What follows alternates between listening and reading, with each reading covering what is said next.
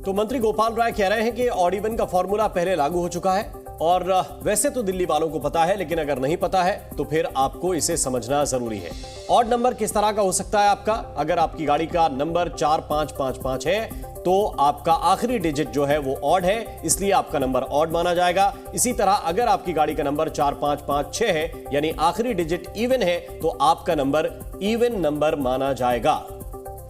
तो कुछ इस तरीके से ऑड इवन फॉर्मूले को 13 से 20 नवंबर तक लागू किया जाएगा और दो सहयोगी इस वक्त हमारे साथ जुड़ चुके हैं। दिल्ली से बलराम लगातार हमारे साथ जुड़े हुए हैं, इसके अलावा राहुल मिश्रा हमारे साथ नोएडा से जुड़े हुए हैं। राहुल, आपका रुख कर रही हूं मैं। ऑड इवन फॉर्मूले को लेकर के लगातार यहाँ जानकारी हम भी दे रहे हैं कि लोग इस चीज से अवेयर हो जाएं कि दिल्ली सरकार की तरफ से बड़ा फैसला लिया गया।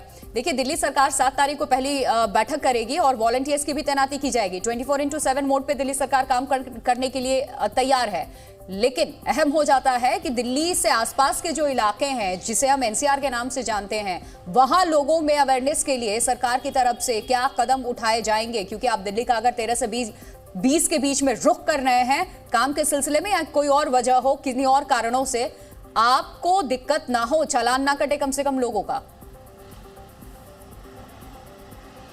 देखिए, क्योंकि कई कदम उठाने पड़ेंगे, पड़ोसी राज्यों को भी कई कदम उठाने पड़ेंगे यदि प्रदूषण को सही करना है। और इसके लिए सबसे ज़रूरी है कि केंद्र सरकार और जो राज्य सरकारें हैं वो मिल बैठ करके काम करें। और इसमें कोई एक कारण नहीं होता है जिसकी वजह से ये प्रदूषण फैलता है।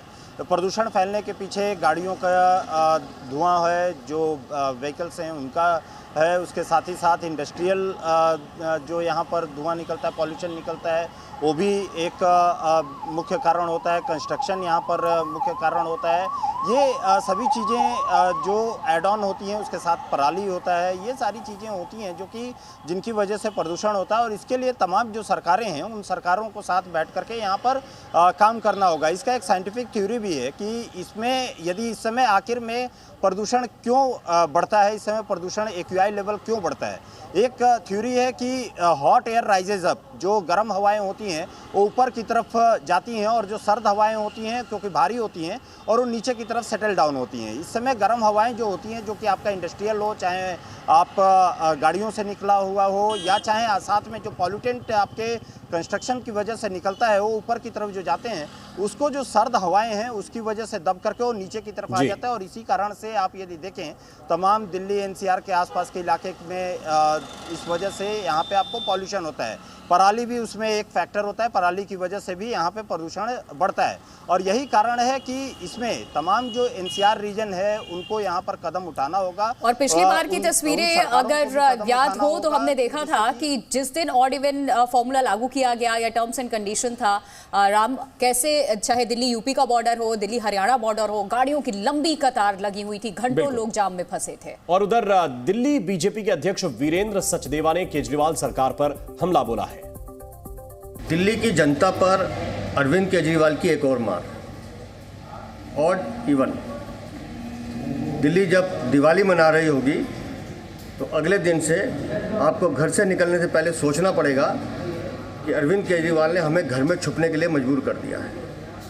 हम अपने काम धंधे पर जाएं या नहीं जाएं, क्योंकि दिल्ली में जो प्रदूषण अरविंद केजरीवाल की नाकामी के कारण है उसकी सज़ा दिल्ली वाले भुगतेंगे। 50 करोड़ रुपए पिछले 2 सालों में आपने इंजन ऑफ और लाइट ऑन पे खर्च कर दिए, लेकिन उस 50 करोड़ को प्रचार की बजाय अगर आपने प्रदूषण रोकने के उपाय किए होते तो अरविंद केजरीवाल आपको ये दिल्ली पर एक और प्रतिबंध नहीं लगाना पड़ता। तो दिल्ली वाले एक अजीब सी स्थिति में फंसे हुए। जाहिर बात है कि प्रदूषण का शिकार तो वही हो रहे हैं, लेकिन दूसरी तरफ सिर्फ आरोप और प्रत्यारोप है। केजरीवाल की सरकार के जो साथी हैं, उनके आम आदमी पार्टी के नेता हैं, वो कह रहे हैं कि आसपास बीजेपी के जो रूलिंग स्टेट हैं वो कुछ नहीं कर रहे हैं, और बीजेपी के लोग कह रहे हैं कि केजरीवाल ने जनता को बेवकूफ बनाने का काम किया है। आदित्य प्रताप सिंह हमारे साथ जुड़े हुए हैं, उनकी तरफ हम चलते हैं। आदित्य, ये जो स्थिति है दिल्ली वालों की, उसके लिए वो आखिर किसको जिम्मेदार माने, और कोई सॉलिड कदम, कोई बड़ा कदम कब उठाया जाएगा? क्या इसको लेकर कोई गंभीरता दिखाई दे रही है?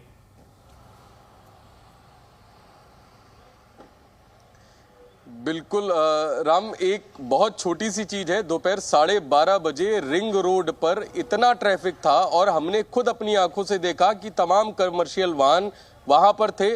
जो लाइट कमर्शियल व्हीकल्स हैं जिनकी मनाही होती है ग्रैब 4 में, वो भी लगातार सड़कों पे दिल्ली के दिखाई दे रहे हैं। तो कहीं ना कहीं अगर सरकार को जिम्मेदार ठहराया जाता है तो जिम्मेदार कहीं ना कहीं दिल्ली के लोग भी हैं, क्योंकि जब पता है कि प्रदूषण इतना ज्यादा है, जब बार बार ग्रैब 4 की बात की जा रही थी, ग्रैब 3 इससे पहले लागू था, कहीं ना कहीं जो ट्रैफिक है और दिल्ली में सबसे ज्यादा जनसंख्या है आसपास के राज्यों की अपेक्षा।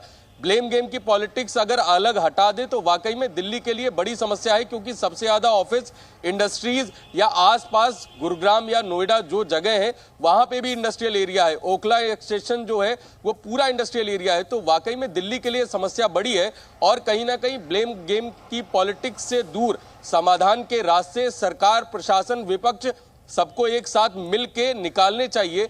जिस तरीके से गोपाल राय ने केंद्रीय पर्यावरण मंत्री को पत्र लिखा, भूपेंद्र यादव को, कि आसपास के राज्यों के पर्यावरण मंत्री के साथ बैठना हो, समाधान निकले एक साथ। सुबह मनोहर लाल खट्टर ने भी इसी चीज का जिक्र किया।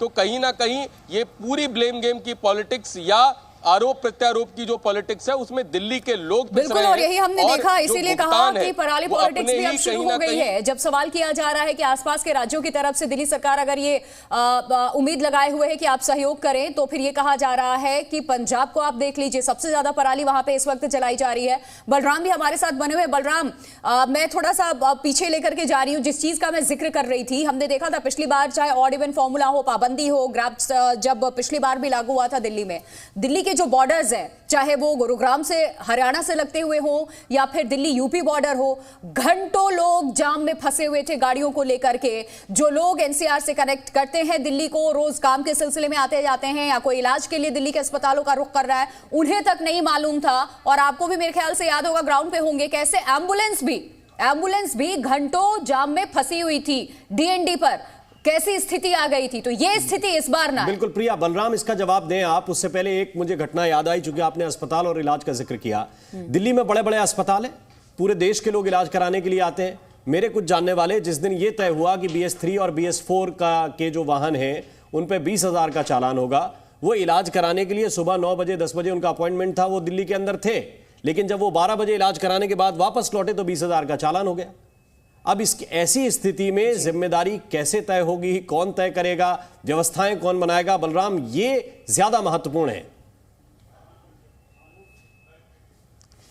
बिल्कुल, देखिए, जिस तरीके से ऑड इवन लागू करने की बात दिल्ली सरकार ने कही है, स्वाभाविक है, दिल्ली में देश के कोने कोने से लोग आते हैं और ऐसे में उन्हें अगर पता नहीं है कि दिल्ली के अंदर ऑड इवन लागू हुआ है, अब उनकी गाड़ी का नंबर ऑड है या इवन है, अगर वो तत्काल दिल्ली पहुंचे हैं तो ऐसे में उन्हें दिक्कत होगी। और यही वजह है कि पिछली बार जब ऑड इवन लागू हुआ था तो कहीं ना कहीं, चाहे वो नोएडा बॉर्डर हो, चाहे फरीदाबाद बॉर्डर हो या फिर सोनीपत पानीपत हाईवे हो, वहाँ पर भी गाड़ियों की लंबी कतार देखने को मिली थी। इसके अलावा चाहे गाजियाबाद से दिल्ली जाने वाला मार्ग हो, वहाँ पर भी 1-1, 2-2 किलोमीटर तक लंबी लाइनें गाड़ियों की लगी थी। और इसके पीछे की वजह थी ऑड इवन फार्मूला, क्योंकि कोई गाड़ियाँ ऐसी थी जो ऑड नहीं थी। जिस दिन ऑड का समय था उस दिन इवन गाड़ियाँ आ गईं और यही वजह है कि उन्हें वापस किया गया, उनका चालान हुआ। तो कहीं ना कहीं देखिए, दिक्कत तो होगी आम जनता को। अब ये दिक्कत आम जनता को ना हो, इसके लिए सरकार क्या कदम उठाएगी, ये देखने वाली बात होगी। क्योंकि लोगों को अगर पता होगा कि आज का जो दिन है वो ऑड गाड़ियों का है तो हम इवन गाड़ियां ना ले जाएं, लेकिन अगर उन्हें पता नहीं होगा तो कहीं ना कहीं वो जाम का सामना करेंगे। और अगर लंबा जाम लगता है तो जो मकसद सरकार का है कि पोल्यूशन के स्तर को कम किया जाए, अगर लंबा जाम लगेगा, 1-1 किलोमीटर लंबा जाम लगेगा, तो कहीं ना कहीं गाड़ियों से निकलने वाला जो धुआं है वो पोल्यूशन के स्तर को बढ़ाएगा भी। तो हर तरफ सोचना होगा। और जिस तरीके से अभी हमारे सहयोगी आदित्य कह रहे थे कि ब्लेम गेम चल रहा है, तो ये पहली बार नहीं हो रहा, ये हर साल इसी तरीके से जब दिल्ली के अंदर पोल्यूशन बढ़ता है तो ब्लेम गेम चलता है, पॉलिटिक्स चलती है। और ऐसा लगता है कि दिल्ली का जो पोल्यूशन है वो सियासी हो चुका है, क्योंकि हर साल इस तरीके की तस्वीरें दिखती है, हर साल ब्लेम गेम चलता है, लेकिन समाधान नहीं होता है, कभी समाधान नहीं निकलता है। जब इस तरीके से सिचुएशन हो जाती है, स्थिति ऐसी हो जाती है कि दिल्ली में रह रहे लोगों का या एनसीआर में रह रहे लोगों का सांस लेना मुश्किल हो जाता है। डॉक्टर्स की तरफ से लगातार लोगों लोगों को अवेयर किया जाता है कि आप अपना ख्याल खुद रखिए, इन नियमों का पालन करें, मास्क पहन कर रहिए आप। और यहां तक कि राम, लोग किस तरीके से घरों में भी एयर प्योरीफायर का इस्तेमाल करने लग गए हैं। ऑक्सीजन तो आप इनहेल करेंगे, बिना इसके आपकी सांसें चल ही नहीं सकती, सांस तो आप रोक नहीं सकते, एक ऐसी चीज है। लेकिन ये कैसी जहरीली हवा आप इनहेल कर रहे हैं, कितना खतरनाक ये आपके तस्वीर लिए। है, राहुल मिश्रा इस वक्त है वहां पर, और ये देखिए वहां भी प्रदूषण से बचने के कुछ उपाय किए जा रहे हैं। राहुल आपके पास आ रहे हैं, जरा तस्वीर दिखाइए।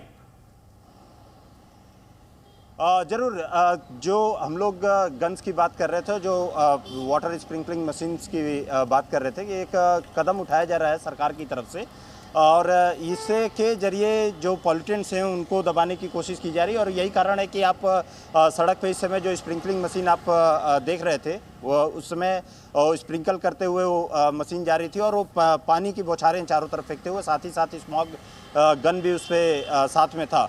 और ये सारे कदम उठाए जा रहे हैं, सरकार की तरफ से कदम उठाया जा रहा है, लेकिन देखना ये होगा कि आखिर में ये किस तरीके से कंट्रोल करता है। देखिए, एक चीज़ मैं इसमें ज़रूर एक बात ज़रूर कहूँगा कि BS3, BS4 वाहनों की जो एंट्री बंद की जाएगी, उसमें जो एसेंशियल हैं उनको आने की अनुमति यहाँ पर ज़रूर दी जाएगी। लेकिन इसमें सबसे बड़ी चीज़ है कि नोएडा से, या ग्रेटर नोएडा हो, या गाज़ियाबाद हो, फरीदाबाद हो, इन सभी जगहों से, क्योंकि NCR का इलाका है, इससे बहुत लोग काम करने के लिए दिल्ली की तरफ भी आते हैं, और इसके लिए पब्लिक ट्रांसपोर्ट को भी काफ़ी ज़्यादा दुरुस्त करना होगा, जिससे कि लोग आसानी से अपने ऑफिस पहुंच सकें। जिस जाम का जिक्र आप कर रही थी, आप उसमें जो जाम होता है, इसके पीछे कई कारण उसमें होता है। एक तो कारण ये भी रहता है कि आपको जानकारी नहीं रहती है कि किस तरीके से, किस दिन आपको ऑड पे जाना है, किस दिन इवेंट पे जाना है। बिल्कुल राहुल, और इसीलिए जी न्यूज़ लगातार दिखा भी रहा है कि उस ऑड इवेंट को, जिस कभी आपने बचपन में पढ़ा था, मैथमेटिक्स फॉर्मूले पे इस्तेमाल किया था, वो आपकी जिंदगी के लिए कितना अहम हो गया है वो जान लीजिए। आप दिल्ली में आप रहते हैं तो ये ऑड इवेंट फॉर्मूला आप पर लागू होने वाला है 13 नवंबर से लेकर के 20 नवंबर तक, जो पहले भी लागू हुआ लेकिन एक बार फिर लागू हो रहा है। तो ये वो नंबर है, तारीख जान लीजिए आप, महीने के 13, 15, 17, 19, अगर इस तरीके की तारीख है, गाड़ियों के आखिरी नंबर भी हम आपको उसी के तहत समझाने की कोशिश कर रहे हैं। 1, 3, 5, 7, 9 ये गाड़ियां जो है वो आखिरी नंबर है, ये ऑड नंबर है, इवन नंबर है 02468, यानी कि ये तारीख के तहत 16 को, 14 को, 18 को, 20 को आप सड़कों पर अगर इस तरीके से निकल रहे हैं तो इवन जो तारीख है उस पर इवन नंबर की गाड़ी आप सड़क पे लेके निकलिए, ऑड तारीख वाले दिन आप ऑड नंबर की गाड़ी लेकर के निकल सकते हैं। तो इस तरीके से ऑड इवेंट को आप अपने जहन में बैठा लीजिए, क्योंकि इसी के तहत 13 से 20 नवंबर तक आप दिल्ली की सड़कों पर घूम पाएंगे अपनी गाड़ी के साथ। बहुत शुक्रिया आप सभी सहयोगियों का।